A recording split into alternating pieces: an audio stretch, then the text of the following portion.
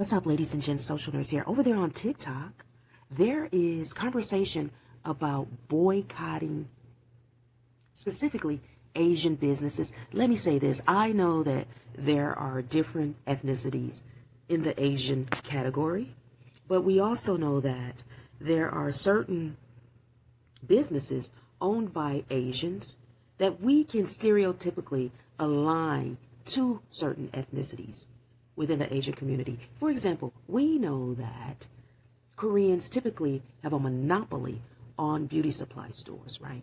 We understand that the Chinese takeout is ran by Chinese people typically, right? We understand that, that specific Asians are running manicure and pedicure shops. It just is what it is. You get my rhythm here, right? So there are different Asians running different Asian businesses. And when they say boycott Asian businesses, over there on TikTok, I believe what they are the framework involves Asian businesses that are independent, right? And within the majority, within a black community or a community that is overwhelmingly majority black, right? Asians, Chinese, Koreans, whatever they are, Vietnamese, have set up businesses within what we would call a black community. It could even be a seamstress, a cleaners, right? Shoe repair, whatever it is. Here's the deal. I think that these boycotts have been discussed a lot, right? I've had relatives discuss boycotts with me. I have a cousin that frequently goes to these beauty supply stores, complains at times, multiple times to me about the store, right? There's some black guy walking around that store as he's surveillance on feet, right? He's the only black person in that store working, in that beauty supply store. My cousin complains about this beauty supply store, but keeps going to it, right? And this is a cousin that got on my case because I didn't boycott Target. And I have my reasons for that. But Target has done more for the black community or black people in the past. They've done more in the past than any independent Asian business that has established itself to gain black patrons by proximity, right? By being in that community, right? So here's what I would say. Off the bat, sometimes it is really easy to learn, to know, to identify which business has hostilities against the members of our community, right? And these are hostilities that present on a regular basis, right? It's talked about. These businesses, I don't know why people still go into businesses that are hostile, rude, cruel, have feet surveillance walking around, looking at what you are doing. It's unfortunate that some of these businesses, they have experienced bad outcomes with some black people that go into their stores, their shops, their service of business, right? It happens. But most black people don't. And these people enter our community, I believe, with an already elevated anti-black mindset. So it's not going to take much to get them to a level of complete hostility towards any black person that enters their business. They are only tolerating our people for money. But this does not mean you have to tolerate a horrible business atmosphere, regardless of the reason that the business is hostile, right?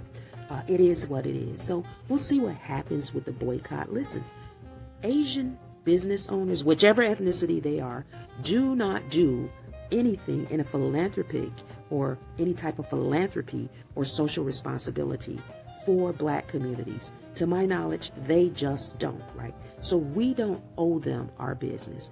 Some of these businesses aren't detrimental to our livelihood, right? Right? I have a esthetician that does my eyebrows. I also have a manicurist and a pedicurist that they're not Asian, right? It's my choice where I spend my money. And it's good customer service, right? They are black, my manicurist and esthetician. They're black, right? But the service is good and it costs a little bit more, but it is worth it, right? It is worth it. Chisel away at your list of businesses that are not detrimental to your livelihood. Another thing I want to say, unlike maybe racially black countries in Africa where Chinese have migrated there, set up businesses, and hire racially black Africans within the countries that they are in, that's not our situation, right? Chinese people do nothing for us, so we don't owe them anything in general. We don't owe Koreans anything in general. We don't owe Vietnamese anything in general. We just don't. And their disposition is they don't owe us either, right? They just will continue to make money if we continue to go there. I absolutely would scratch off any business that is hostile, right? That has, some long list of do's and don'ts on their door, right? I went to that beauty supply store twice this year with a cousin that frequents that beauty supply store. And when I saw that list the second time I went there with her, which is the last time I went there with her, I couldn't believe that she's still shopping there, right? It's crazy. So there's some things that you just have to not do. You can seek other alternatives, and it is what it is.